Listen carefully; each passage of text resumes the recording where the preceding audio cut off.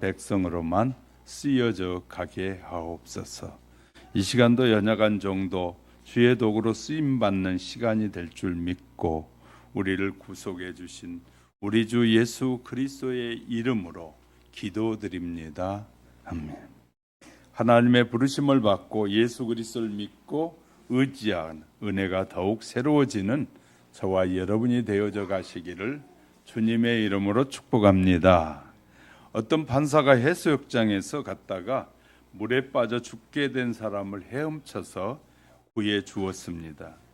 몇 년 후에 그 판사가 흉악범을 재판하면서 자세히 보니까 그 물에 빠진 죽어가던 사람을 살려준 그 사람이었습니다. 잠시 후에 그 죄수도 판사를 알아보고 애원합니다. 그때 죽게 된 저를 살려주신 것처럼 이번에도 제발 저를 좀 살려주십시오 하고 애원하는 것이었습니다. 그러나 판사는 엄히 말하기를 그때는 너를 구해주는 사람이었지만 지금은 너를 법대로 재판하는 사람이라고 말하면서 지은 죄대로 판결하여 사형을 시켰다고 합니다. 이같이 사람은 누구든지 꼭 한 번은 누군가를 만나야 한다는 것입니다. 그런데 이 세상에 살아가는 동안에 죄를 용서하신 사랑의 하나님, 구원의 하나님을 만나는 것은 너무너무 중요한 일입니다. 그런데도 하나님을 믿지 않는 채 죽으면 그리스도의 심판대 앞에 공의로 심판을 받으시는 하나님을 만나게 된다는 사실을 우리는 기억해야 할 것입니다. 히브리서 기자는 이렇게 기록하고 있습니다. 히브리서 9장 27절에 한 번 죽은 것은 사람에게 정하여진 것이요 그 후에는 심판이 있으리니 라고 분명히 우리에게 심판이 있음을 말씀해 주고 있습니다. 오늘 본문은 기독교 복음의 가장 핵심적인 진리가 기록되어 나타나고 있는 부분입니다. 하나님이 죄악된 세상을 사랑하셔서 당신의 독생자를 주셨고 그를 믿는 자는 멸망하지 않고 영생을 얻게 하셨다라는 말씀을 하고 계십니다. 하나님, 세상, 사랑, 독생자, 믿음, 멸망, 영생 등의 낱말들은 기독교 진리의 핵심을 이루고 있는 것이 분명합니다. 진리의 골격을 구성하고 있는 개념들이기도 합니다. 기독교는 본문의 말씀만 있어도 인간의 구원 사역에 손색이 없다고 할 만큼 이 약속은 우리 기독교 교리와 또 신앙의 요소를 총망라하고 있다라고 말씀드리고 싶습니다.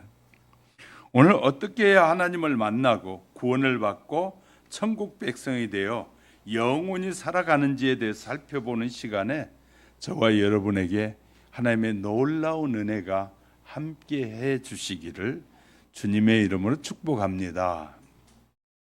성경의 시작은 하나님의 사랑의 출발점입니다. 본문 16절에서 하나님이 세상을 이처럼 사랑하사, 여기에서 세상은 온 인류를 가리키고 인류가 죄악에 빠진 우리의 인생을 말하고 있는 것입니다. 이러한 죄악에 빠진 인류를 하나님께서 사랑하셨다는 것입니다. 여기에 하나님의 사랑의 본성이 나오고 사랑의 신비가 담겨져 있는 것입니다. 하나님의 사랑은 죄가 발견되었을 때 정확하게 적용하게 될 것입니다. 그래서 예수님은 마태복음 5장 45절에서 해를 악인과 선인에게 비추게 하시며 비를 의로운 자와 불의한 자에게 내리게 하신 하나님의 사랑은 바로 본성을 우리에게 드러내는 것이다 라고 말하고 있어요. 죄인의 죄악에서 회개를 촉구하기 위해서 하나님이 일을 시작하셨다. 죄악된 세상에서 죄를 회개하고 돌아오라고 우리에게 독생자를 보내셨단 말입니다. 그래서 바울은 하나님의 사랑을 이렇게 표현하고 있습니다. 로마서 5장 20절 21절에서 죄가 더한 곳에 은혜가 더욱 넘쳤나니 이는 우리가 주 예수 그리스도로 말미암아 영생에 이르게 하려 하매 그 일을 시작하셨다는 거예요. 이것이 하나님의 사랑의 신비이며 복음 안에 있는 구원의 막대한 능력이 되기도 합니다. 그래도 우리나라가 희망이 있는 것은 현 대통령이 감옥에 들어가더니 성경책을 보내달라고 하고 성경을 읽고 있으면서 이렇게 성도들에게 메시지를 보내왔어요. 내가 성경을 읽으면서 잘못된 삶을 깨달았습니다. 바울이 더 가까이 느껴졌습니다. 바울이 변화돼서 사울에서 바울로 변화된 것처럼 저도 더욱 변화된 그리스도인으로 살고자 합니다. 여러분 기도해 주십시오. 저는 너무나 연약한 죄인입니다. 라고 하면서 기도해 달라고 요청하는 것이었습니다. 그런 사람에게는 희망이 있다는 사실을 우리에게 성경은 알려주고 있는 것입니다. 또 이 16절에 독생자를 주셨다. 하나님 사랑은 절대적이고 무한하고 불변하고 영원한 사랑에서 출발합니다. 그러나 그 사랑은 관념적이 아니고 지극히 적극적이고 현실적이라는 것입니다. 이는 독생자 예수 그리스도를 이 세상에 보내셨기 때문인 거죠. 이 독생자는 타락한 세상에 하나님의 사랑을 가지고 오셨습니다. 그 사랑 안에 생명의 찬빛이 있었습니다.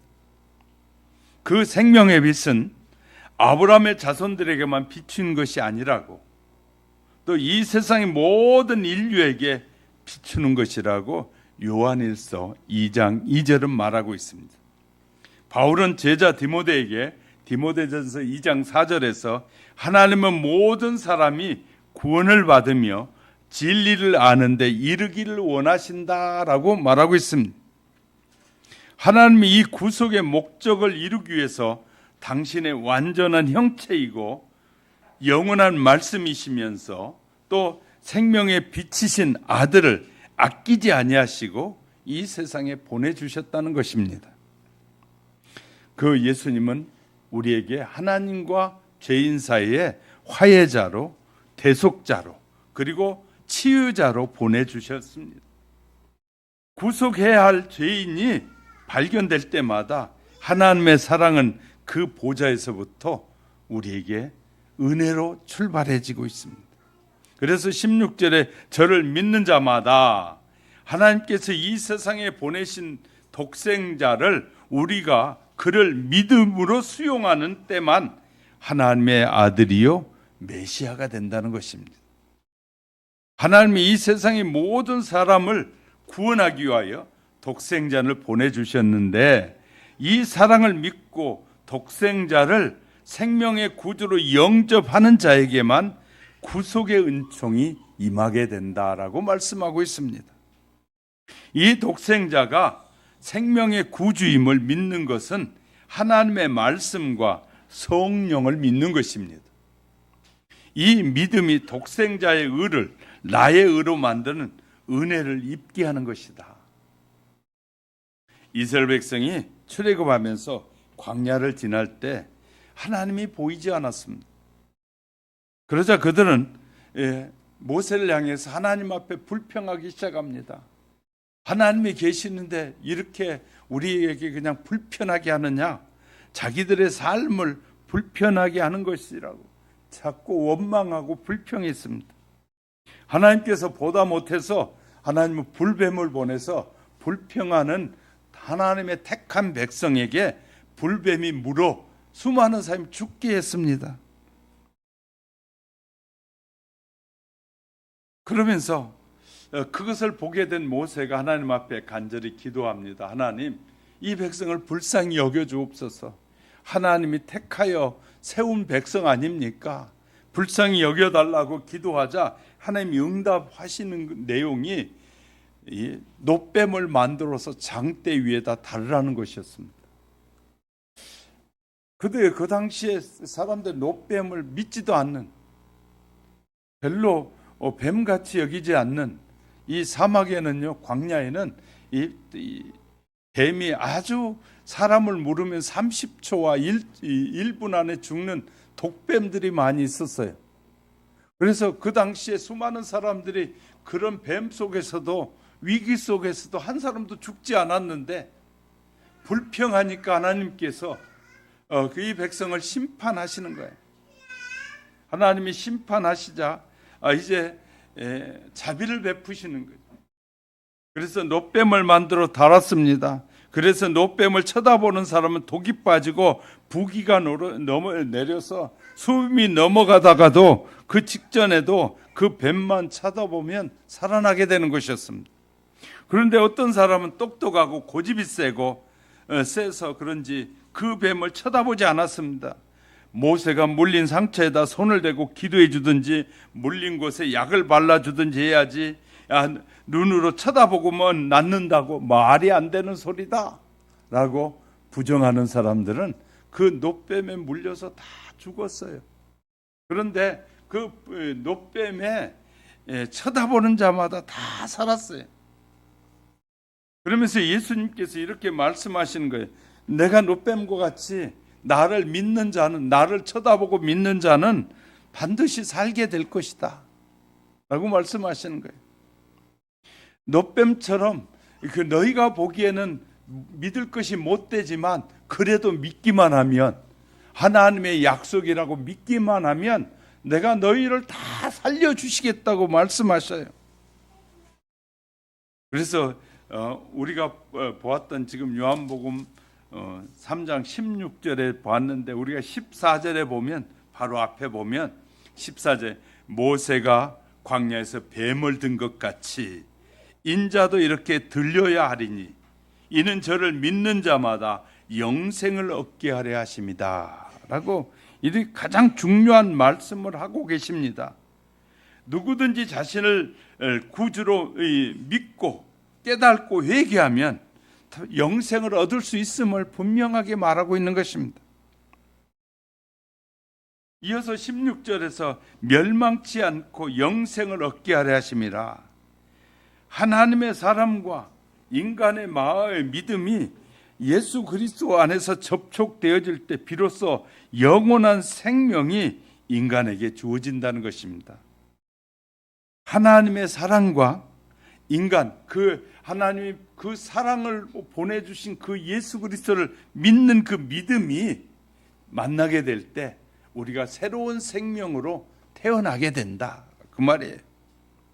이 은총은 하나님으로부터 격리되어진 것이고 무지와 불순종의 극복을 하게 된다는 거예요.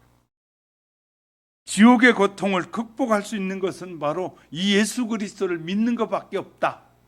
계시록 20장 10절에서 이 지옥의 고통에서 벗어나는 유일한 길은 예수 그리스도를 나의 구주로 믿는 것이다.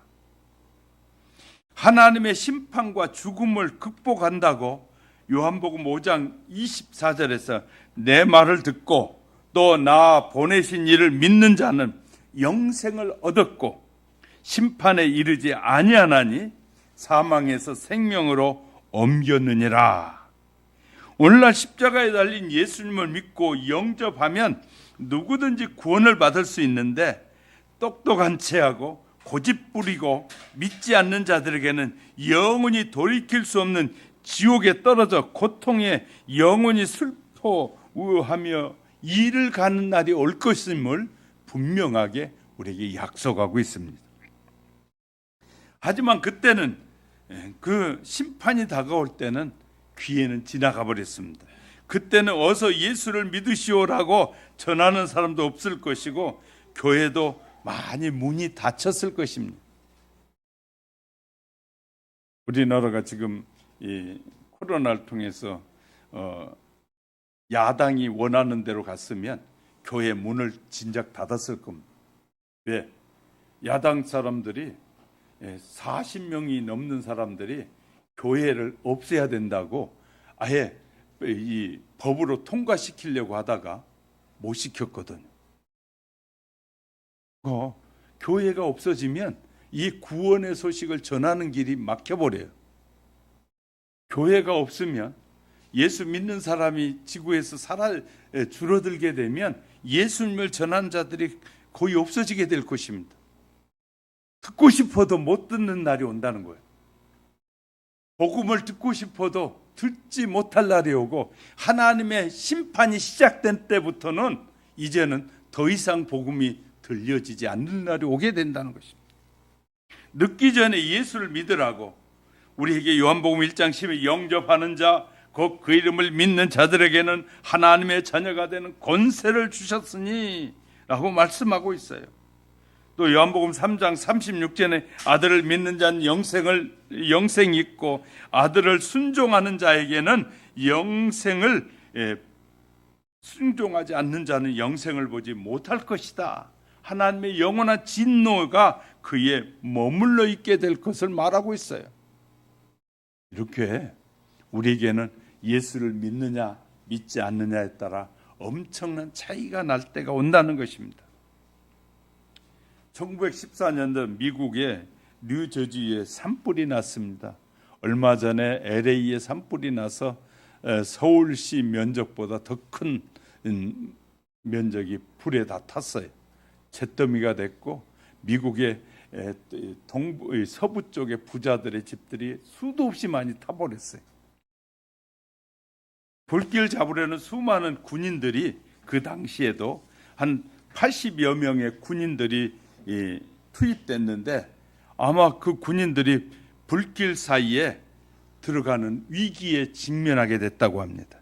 이때 정찰을 하던 작은 비행기가 보니까, 날면서 조종사가 보니까 80여 명의 이 군인들이 죽게 생겼어요.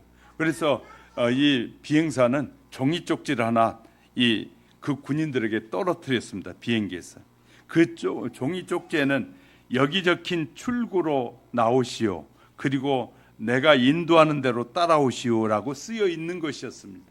그래서 군인들은 그 조종사가 쪽지 하나 내려준 것을 따라서 이 비행기가 인도하는 대로 쭉 따라갔더니 이 불길에서 자유롭게 빠져나왔다는 것이에요.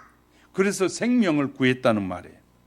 쪽지 한 장으로도 수십 명이 생명을 얻었다는 것이 쪽지 하나로. 하나님은 우리에게 성경의 말씀을 통해서, 이렇게 아주 두툼한 말씀을 통해서 우리에게 이렇게 구원을 주시려고 당신이 십자가에 친히 오셔서 죽으시고 대신하시기까지 하면서 우리에게 말씀하고 있다는 것입니다. 우리 인간도 멸망에서 구원받는 길은 오직 예수님을 믿는 것입니다. 예수님은 요한복음 14장 6절에서 내가 곧 길이요 진리요 생명이니 나로 말미암지 않고는 아버지께로 올 자가 없느니라, 이렇게 분명히 말씀하고 계십니다. 예수님만이 참된 구원의 길이 되시고 영원한 생명이 되신다고 말씀하십니다. 오늘도 간곡한 하나님의 말씀을 듣고 영생을 주는 예수님을 믿으면 구원을 받아 영생하지만, 우유부단해서 다음으로 미루면 영원히 후회할 날이 다가오게 될 것입니다. 바울은 로마서 10장 10절에 사람이 마음으로 믿어 의에 이르고 입으로 시인하여 구원에 이르느니라 라고 말씀해 주고 있습니다. 이제 예수님을 구주로 믿는 결심을 하고 시인하면 이 시간부터 하나님의 자녀가 되고 구원을 받는다. 그래서 우리 이렇게 해볼 필요가 있습니다.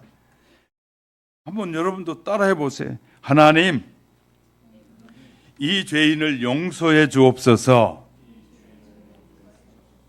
이제부터 구원받기를 간절히 원하는 저에게도 영생하는 믿음을 주소서.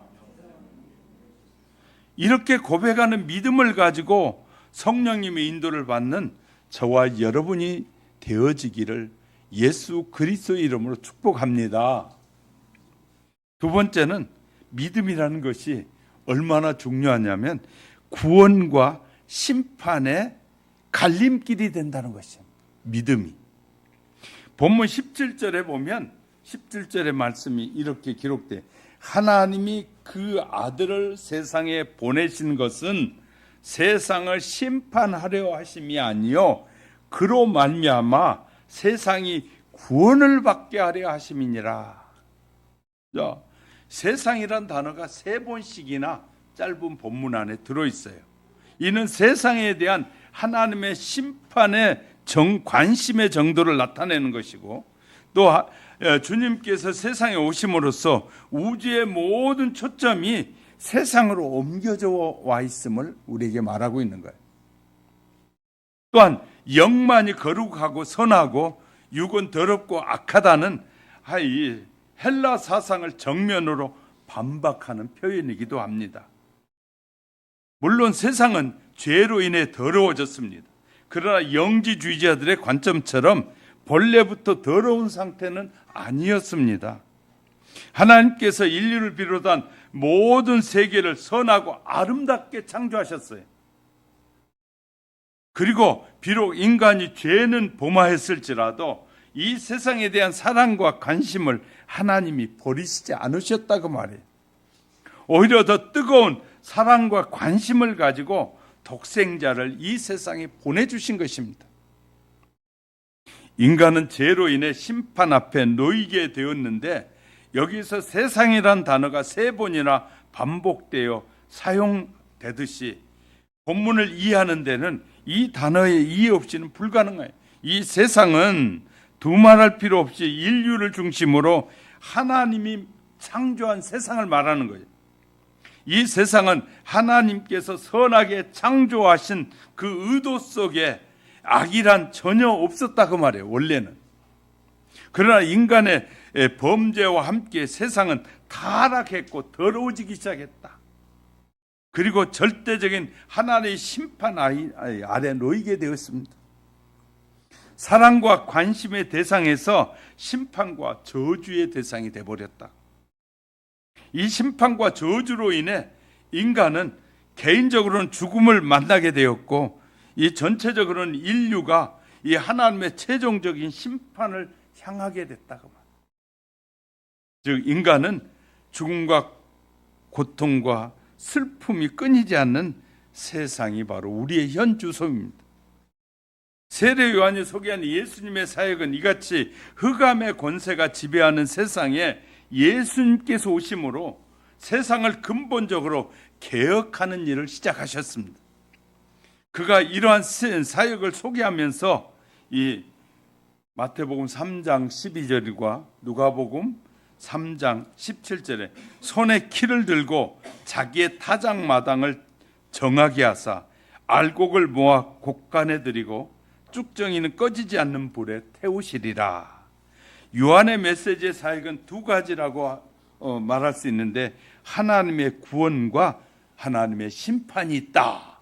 그러니까 하나님이 메시아를 보내면서, 당신의 아들을 보내면서 그를 믿는 자에게는 구원을, 믿지 않는 자에게는 심판이 있음을 하나님이 선언하셨다고 말해요. 그러나 요한의 강조점에서는 이 구원에 대한 부분이 매우 강조되고 있습니다. 17절 하반절에 보면 그로 말미암아 세상이 구원을 받게 하려 하심이라. 예수님께서 이 땅에 오신 목적은 오직 인류의 구원을 위해서 오셨다고 말해요. 예수님께서는 가능하면 많은 사람을 구원하기 위해서 오셨습니다. 선민이나 밋밋 특정한 소수의 사람을 구원하기 위해 오신 것이 아니고, 세상이란 단어가 그것을 입증하고 있는 거예요. 세상이란 단어가. 우리는 예수님께서 오신 목적이 심판이라고 상상할 수는 없고 논리상으로도 맞지 않습니다. 왜냐하면 만약 예수님께서 이 세상에 오신 목적 가운데 심판이 목적이었다면 이 세상에 오실 필요가 없어요. 벌써 세상은 하나님의 심판 아래 들어가 있었기 때문에. 그러니까 심판이 목적이 아니고 하나님이 당신의 아들을 보내심은 구원이 목적이었음을 우리에게 분명히 말씀하고 있는 것입니다. 그런데 하나님의 심판의 아래 놓여 있는 이 세상이, 모든 인간은 죄값으로 죽고 지금도 죽어가고 있고 앞으로도 수많은 사람이 죽어가게 될 것입니다. 그러나 지금도 1년이면 보통 한 400만 정도의 사람이 죽습니다. 1년이면 400만의 사람들이 죽는 가운데, 지구 안에서 죽는 사람들 가운데 천국에 가는 사람이 있는가 하면 지금도 하나님의 영원한 심판의 자리로 가는 사람이 태반이라고 말해요. 자, 세상에는 눈에 보이는 엄청난 전쟁과 다툼, 분열이 있고 눈에는 드러나지 않는 개인의 내적인 전쟁과 분열이 또한 있습니다. 모든 것은 하나님의 심판, 이렇게 집행되는 심판을 위해 주님은 더는 수고할 이유가 전혀 없는 것이 심판을 위해서라면, 그러니까 구원을 위해서 오신 게 분명하다는 거예요. 그래서 18절에서 보면 그를 믿는 자는 심판을 받지 아니하는 것이요 믿지 아니하는 자는 벌써 심판을 받은 것이니라. 예수님께서 이 세상을 구원하기 위해서 오신 것은 사실이지만 그렇다고 세상이 다 구원받는 것은 아니라고 말해요. 세상이란 단어를 근거해서 보면 보편적인 구원을 주장하는 자들도 있지만 그들은 바른 견해가 아닙니다. 예수의 소원은 분명 세상 모두가 구원받는 것이지만 구원받는 자와 심판받는 자가 예수님께서 이 땅에 오심으로 갈라진다고 말씀하고 계시는 거예요. 갈라지게 된다. 그 갈라짐의 기준점이 예수 그리스도에 대한 믿음의 고백은 죄의 고백을 말하며 또 인정은 자신이 죄인이라고 인정하는 것이고 결단은 이제는 자신의 뜻대로가 아니라 하나님의 뜻대로 살겠다는 삶의 개혁을 말한다. 그러니까 우린 잘 알아야 될 것이 예수님을 믿습니다 그래놓고 말로만 믿는다고 하면 전혀 안 된다는 거예요. 예수님 믿는다고 말하는 사람은 내가 죄인이기에 이제 내 스스로 할 수 없기에 하나님 앞에 맡기고 그 다음에 예수님께 맡기고 예수님을 믿고 그 예수님의 말씀대로 살기로 결정했습니다 라고 그렇게 살아가는 사람이 예수를 믿는 것이다. 할렐루야. 이렇게 말씀하고 있어요. 이처럼 믿음이란 쉬우면서도 어렵고 간단하면서도 복잡하고 추상적이면서도 구체적이라는 사실을 우리는 기억해야 할 것입니다. 눈에 보이는 것이 믿는 것이다라는 말이 있듯이 인간은 보이지 않는 것을 믿지 않으려는 경향이 너무나 뚜렷합니다. 이런 사람은 어리석은 사람이다. 이런 사람은 구름에 낀 달밤에 달을 보면 달이 빨리 지나간 것처럼 보이지만 사실은 달이 지나가는 것이 아니라 구름이 지나가는 것이거든요. 또 하나는 태양이 동쪽에서 떠서 서쪽으로 진다고 말하지만 사실은 지구가 도는 것 아닙니까? 내 눈에 보는 것이 그렇게 불완전하고 보이는 것을 믿겠다는 것은 속기 쉽고 또한 위험한 일이라는 사실을 우리는 잊지 말아야 됩니다. 인간은 낮에는 눈으로 보고 행동하다가 밤이 오면 눈으로 볼 수 없고 어떤 빛이든 빛을 받아서 보고 행동하는 게 눈만 가지고 있다면 위험한 것이에요. 이같이 죽음이 찾아올 때 보는 것에 의해 살던 사람은 소망이 다 끊어지게 될 것입니다. 하지만 하나님의 빛을 받아 믿음으로 살아온 사람들은 영원한 천국으로 옮겨져 가게 된다고 고린도후서 5장 7절에서 우리가 믿음으로 행하고 보는 것으로 행하지 아니함이로다라고 말씀해요. 믿음으로 사는 사람이 지혜로우며 보이지 않는 것이니 보이는 것은 잠깐이요 보이지 않는 것은 영원하다. 고린도후서 4장 18절에서 말해요. 그래서 사람들은 새해 첫날이 되면 동해안에 가고 막 산에 올라가지고 태양을 향해서 막 절을 하고 소원을 빌기도 하고 그래요. 근데 태양은 떠오르는 것이 아닙니다. 지구가 돌고 있는 것이죠.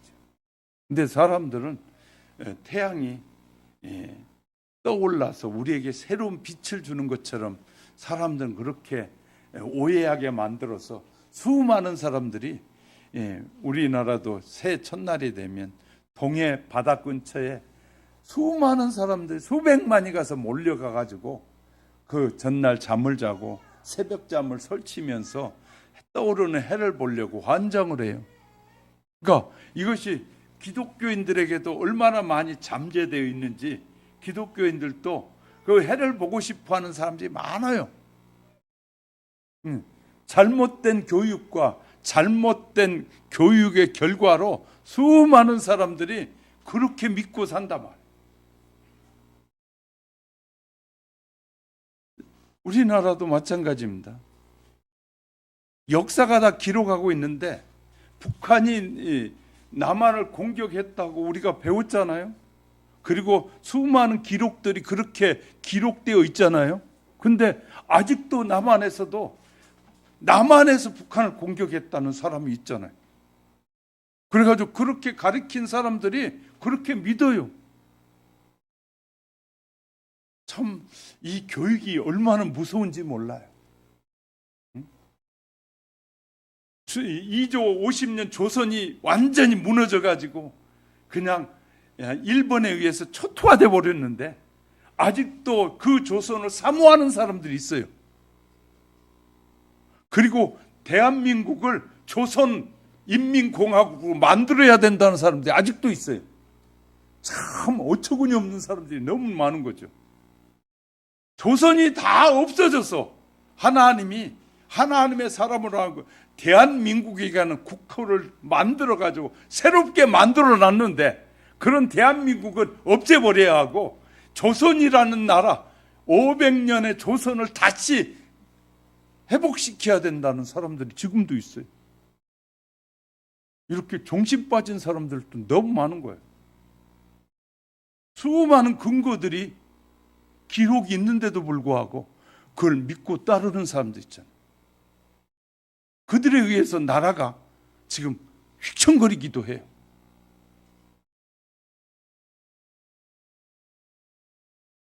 북한의 지령을 받는 수많은 사람들이 남한에서 노조를 일으키고 정치계에도 법조계에도 들어가서 대한민국을 뒤집어 놓으려고 하잖아요. 이것이 오늘의 우리의 시대예요. 지금 교회를 통해서 올바른 지식을 아무리 많이 가르쳐도 그것에 빠진 사람들은 아직도 헤어나지 못하고 있는 거예요. 우리가 깨달아지고 알고 믿는다는 것은 얼마나 축복인 줄 아십니까? 얼마나 축복인 줄 아십니까? 그것을 따라가는 아직도 구시대적인 그 시대를 사모하며 따라가는 수많은 사람들이 있는가 하면 그것에 벗어나서 하나님이 이렇게 대한민국을 축복해 주셔서 세계에서 가장 가난한 나라 중에 하나였던 이 나라가 세계 10대 부국 중에 하나가 돼서 이렇게 풍요롭게 마음껏 누리고 살아가게 한 증거가 눈앞에 있음에도 불구하고 그걸 믿지 않는 사람들도 얼마나 많이 있는지 몰라요. 이것이 오늘의 우리의 현실이에요. 나에게 유익만 된다면 누구든지 상관없다. 이것은 잘못된 생각이에요. 내게 유익을 준 다음에 반드시 내게 더 많은 것을 빼앗아가는 자들이. 하나님은 우리에게 어제도 주시고 오늘도 주시고 변함없이 영원히 주시고 그 다음에 영원토록 하나님과 함께 살도록 복을 주신 하나님. 그러나 세상에 있는 모든 사상들과 세상에 있는 모든 사람들은 오늘은 100원 주고 내일은 1000원, 10,000원을 빼앗아가는 겁니다.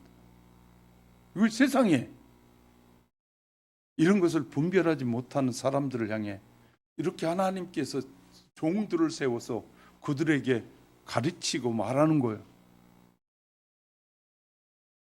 이것이 오늘의 우리 시대예요.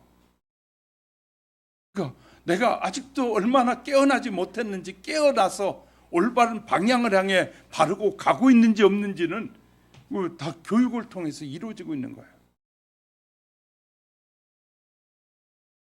하나님께서 대한민국이란 세계의 나라 중에서 손바닥만한 나라입니다. 이 나라를 택하여 하나님께서, 그래서 우리나라 이 애국가에 대해 하나님이 보호하사, 하나님이 보호하는 나라가 되도록 축복해 주시. 그 우연히 만들어진 것이 아니라 하나님께서 이를 하나님이 보호하는 나라로, 하나님이 우리나라 국가에도 아예 국가에도 세워, 그래서 노래하도록 해놓았잖아요. 이런 것을 분별하지 못한 사람은 이제 하느님으로 바꿔가지고 그냥 어디에나 있는 그 하나님이 우리를 보호하는 걸로 착각하게 만드는 그런 시대에 우리가 살고 있어요. 그럴 때 우린 진리를 바르게 알아야만이 하나님의 영원한 구원의 기쁨을 아름답게 누릴 수 있다는 사실을 믿으시기를 주님의 이름으로 축복합니다. 세 번째는 인간의 죄성은 빛보다 어둠을 더 좋아하게 돼 있어요. 본문에 예수님께서 니고데모에게 안타까운 슬픔을 나타내는 표현입니다. 즉 빛이 있으면 그림자가 생기듯이 그리스도 안에 제시된 풍요로운 구원의 은총을 외면한 사람들이 있게 될 것이고, 따라서 그 진리를 외면하는 삶을 사는 사람들 하나님의 심판과 정죄에 놓이게 된다는 삶을 말씀하고 있는 거예요. 요한복음은 생명과 진리의 빛이 이 땅에 왔으니 그를 영접하면 영생을 얻는다는 말씀이에요.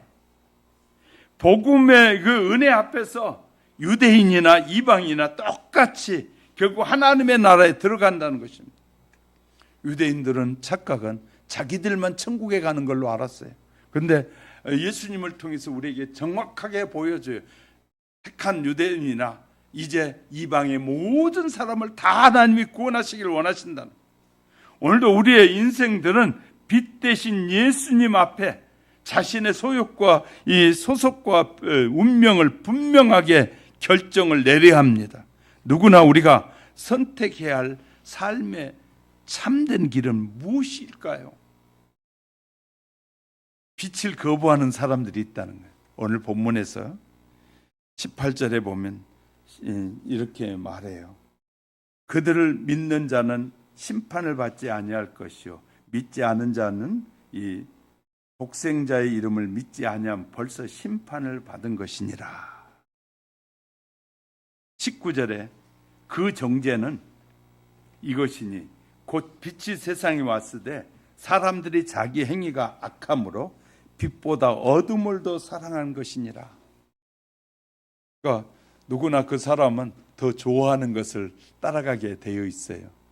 자기가 이것이 좋다라고 하는 걸 따라가게 되어 있는데, 그 좋아하는 것이 뭐냐면, 내가 어둠이 좋다면, 어둠이 자꾸 좋아진다면 그것은 빛 가운데 거하는 것이 두렵기 때문에 어둠을 좋아하게 된다는 거예요. 근데 죄가 없는 사람은 빛이 좋아요. 따뜻한 빛이 좋아요. 어두운 밤은 싫어. 그런데 어두운 밤을 좋아하는 사람도 있어요. 어두운 밤. 그래서 이 어둠을 밤을 좋아하는 사람 심판에 이른다는 거예요. 어둠밖에 모르는 것은 불행입니다. 그래서 19절부터 20절에 곧 빛이 세상에 왔을 때 사람들이 자기 행위가 악함으로 빛으로 오지 아니한다고 탄식합니다. 즉 죄악의 어두운 사조에 물들어 이 진리를 거부하는 보편적인 성향을 지적하는 것인데, 요한복음 요한은 5절에서 빛이 어둠에 비치되 어둠이 깨닫지 못하더라. 3장 5절에서도 말하고 있어요.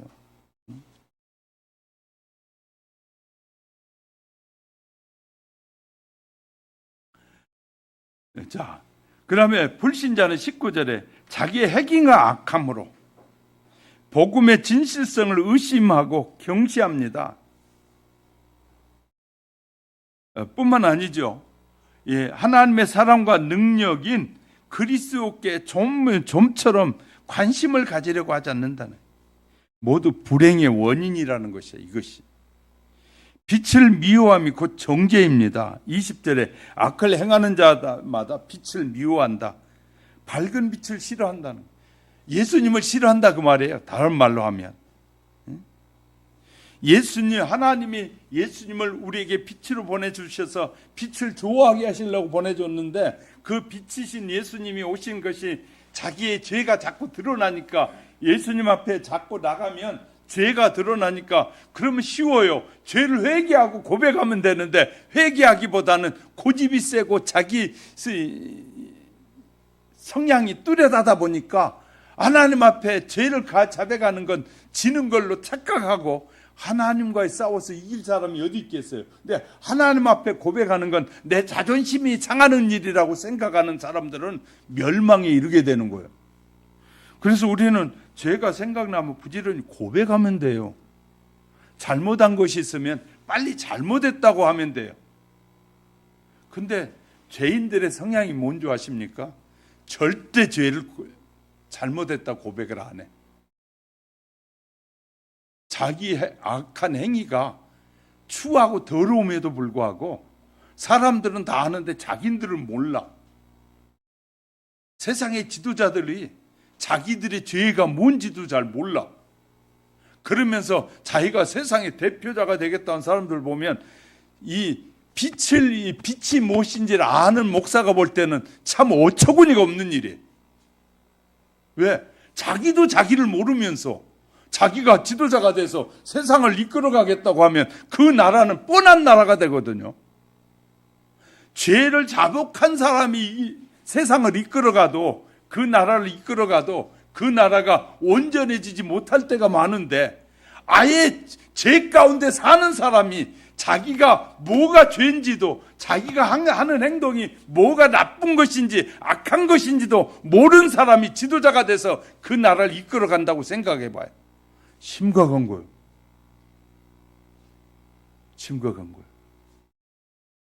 그래서 미래를 볼 줄 아는 사람과 미래를 보지 못한 사람의 차이는 엄청나요. 하나님은 우리에게 미래를 알게 하셔, 보여줘요. 하나님은 하나님의 자녀들에게 미래를 드러내 보이고 계셔요. 어떤 미래? 영원한 미래를 우리에게 보여주십니다. 그러면서 이렇게 말해, 너희가 사는 지금의 세상은 오직 잠깐이다. 잠깐이다. 너희에게 영원한 미래가 있다라고 말씀하시는 거예요. 그런데 어리석은 사람은 그 영원한 미래가 안 보이고 잠깐인 세상만 보이는 거예요. 이것이 어리석은 일이라고 성경은 우리에게 말하고 있어요. 그래서 예수님이 이렇게 말씀하셔요. 요한복음 15장 18절, 세상이 너희를 미워하면 너희보다 먼저 나를 미워한 줄 알라. 예수 믿는 사람을 싫어하는 사람들은, 예수 믿는 걸 싫어하는 사람들은 하나님을 미워하기 때문에 예수님을 믿는 사람을 싫어해. 나가보면 예수 믿는다 그러면 비아냥거린 사람들이 있어요. 예수 믿는다 그러면. 그런 사람은 예수 자체를, 하나님을 싫은 거예요. 왜? 자기 독불장군처럼 자기가 다 잘난 맛에 사는 것처럼 착각하는 사람들은 예수 믿는 사람을 싫어해. 우리는 예수 믿는 사람 만나면 저 시골에 가다가도, 여행을 하다가도, 또 어디 뭐 잠깐 만났다가 예수 믿다 그러면 너무 좋아. 저만 그래요? 여러분 얘기하다 보면 예수 믿는다 그러면 어느 교회에 가세요? 하고 막 묻고 그러잖아요. 왜? 예수 믿는다 그러면 그렇게 좋아하죠. 그런데 예수 믿는다 그러면 어떤 사람들은 비아냥거리기 시작해. 예수쟁이들이 하는 짓이 막 하면서 비난하고 그래요. 근데 우리는 예수 믿는다 그러면 좋아. 그래서 처음 만난 사람인데도 믿는다 그러면 좋잖아요. 왜 그러냐면요, 우리가 빛 가운데 거하기 때문에. 빛은 좋아하는 거예요. 자, 어둠을 더 사랑하는 것이 바로 하나님을 의지하지 않는 사람들의 삶의 모습에서 나오는 거거든요. 그래서 세례 요한이 이렇게 말해요.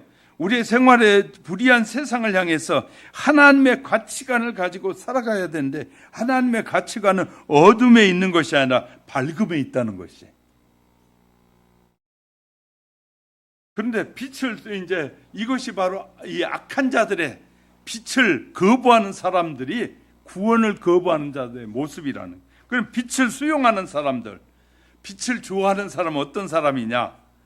진리를 쫓음으로 생명을 얻게 되는데 21절에 보면 빛을 좋아하는 사람에 대해 진리를 따르는 자는 빛으로 오나니 이는 그 행위가 하나님 안에서 행한 것임을 나타내려 함이라.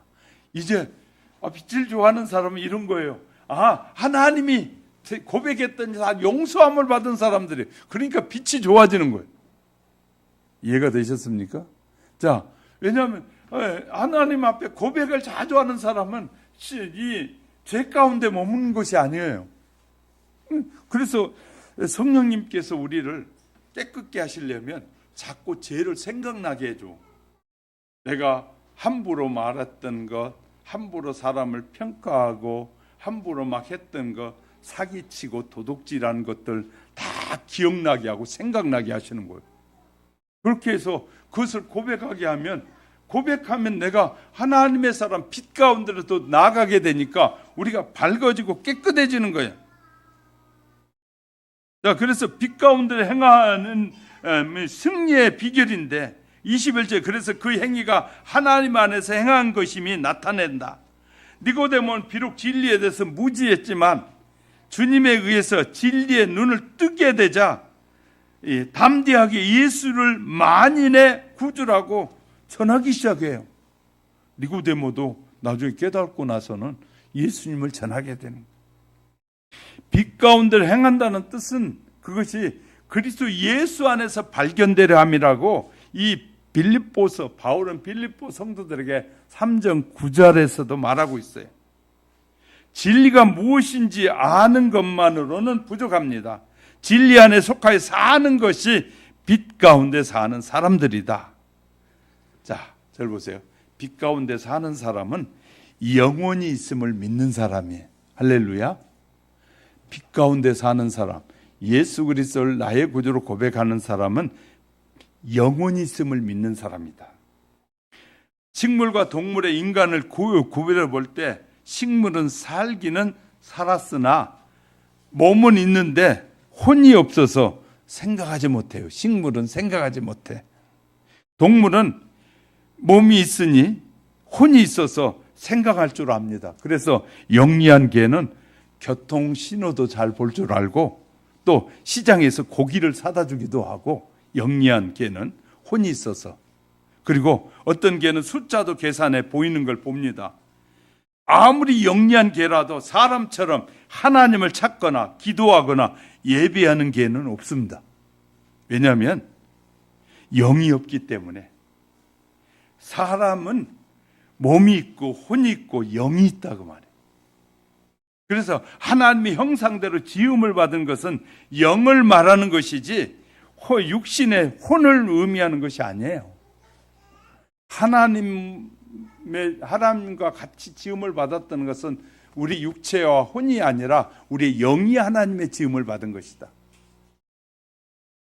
영적인 세계는 믿음으로만 하나님을 만날 수 있고 구원을 받을 수 있는 것이에요. 육신은 오간이 있다 그래요. 보고 듣고 만져보고 냄새 맡고 맛보는, 인식할 수 있지만 영의 세계는 믿어야 가능하다. 영적인 세계는 믿어야 가능해. 가령 냄새는 코로만 알 수 있듯이 귀로나 눈으로 알지 못합니다. 맛은 입으로 분별하지만 손으로 만져주면 알 수 없습니다. 알 수 없어요. 우리는 보이지 않기 때문에 그렇죠. 우리는 죄도 우리의 눈으로 보이지 않습니다. 그래서 우리의 눈으로 죄는 안 보여요. 그러니까 사람들은 죄를 쉽게 여기는데 그 죄 때문에 우리가 천국에 못 가거든요. 그러니까 하나님은 그래서 우리를 천국에 데려가려고 하면 늘 지난번에 말씀드렸어요. 다 회개케 하시는. 그래서 질병이 걸리고 그 사고가 나고 해가지고라도 다 그것 때문에 꼼짝 못하게 그냥 주저앉아서라도 고백하게 하는 거예요. 그래서 예수를 믿는 사람들이 가장 많은 은혜 받는 때가 뭐냐면 병원에 갔을 때. 병원에 가면 하나님이 깨닫게 하셔. 그래서 막 사고가 나고 큰 문제가 생긴 사람들은 이제 꼭 어디 가야만이 잘 깨닫더라고요. 미리 깨달으면 안 갈 텐데 미리 못 깨달으면 어디를 자꾸 가게 돼. 그러니까 어디를 많이 가서 깨달은 것은 조금 어리석은 것이에요. 우리가 말씀을 들을 때 깨달아진 것만큼 큰 은혜는 없다. 할렐루야. 그러니까 말씀을 듣고 깨달은 것이 가장 귀한 은혜예요. 자, 이런 사실을 기억하시기 바라고요. 진화론자들은 원숭이가 진화해서 사람이 되었다는 거 말하잖아요. 그것이 사실이라면 지금도 어느 밀림에서 원숭이가 사람으로 변하는 경우가 있으면 하는데 있어야 되잖아요. 그죠? 근데 진화론자는 언제 있었는데 그것은 끊어졌다는 거예요. 말도 안 되는 말이에요. 근데 그 말도 안 되는 말을 믿는 사람들이 지구에 엄청 많아. 엄청 많아. 수천 년 역사 속에 원숭이가 사람이 돼서 내려온 것을 본 사람은 아무도 없어요. 실은 아무도 없었어요. 지금까지. 인간 사회에서 사람과 똑같이 일하고 생각하고 행동하는 원숭이가 있습니까? 없어요. 사람만 하나님의 형상대로 지음을 받았기에 사람만 하나님의 영이 있어서 하나님과 교제할 수 있고 내세와 영생이 있는 것을 알게 되는 거예요. 원숭이는 아무리 사람과 비슷하게 생겼어도 기도할 수 없고 하나님과 교제할 수 없으니 그래서 원숭이는 육신이 죽음으로 모든 것이 끝납니다. 그러나 사람은 이 땅에서 사는 육신의 삶이 전부가 아니라 내세가 있고 영원한 생명이 있는 거예요. 할렐루야. 이것이 다른 거예요. 그래서 오늘 많은 교육들이 창조론은 안 가르치고 진화론만 가르치면서 다 진화됐다고 해요. 우리나라 교육청의 모든 자료들도 진화론이 99%예요. 창조론은 말 안 해. 왜? 희한하죠. 왜? 악한 영이 세상을 붙잡고 있기 때문에 그렇게 되는 거예요. 사랑하는 성도 여러분, 하나님이 창조하셨다는 사실을 믿고 끝까지 주님을 의지하시기를 주님의 이름으로 축복합니다. 말씀을 정리합니다. 성경 66권에 하나님의 존재를 증명하라는 말은 한마디도 없습니다. 시편 53편 1절에 하나님이 없다는 자는 어리석은 자다라고 말합니다. 하나님은 A 플러스 B는 C다라는 식으로 연구하고 증명해서 알 수가 없습니다. 하나님을 아는 것은 아주 쉬운 방법, 믿어보면 알 수 있어요. 할렐루야. 뭐 해야 된다고요? 하나님을 어떻게 알 수 있다고요? 여러분이 한번 크게 여쭤보세요. 하나님은 어떻게 알 수 있다고요? 믿어봐야 알 수, 믿어보면 알 수 있다. 그래서 히브리서 11장 6절에 이렇게 말, 하나님이 없이는 기쁘시게 못하나니 하나님께 나아가는 자는 반드시 그가 계신 것과 또한 그가 자기를 찾는 자들에게 상 주시는 이심을 믿어야 할지니. 히브리서는 이렇게 기록하고 있어요. 하나님을 만나서 구원을 받기 원한다면 먼저 하나님이 살아계심을 믿고 예수 그리스도가 우리의 구주라는 사실을 믿고 천국과 지옥이 있는 그대로 기록된 대로 믿으면 돼요. 이 믿음이 하나님이 우리에게 주신 선물이다. 이 사실이 믿어지는 저와 여러분이 되시기를 예수 그리스도 이름으로 간절히 축복합니다. 기도하십시다.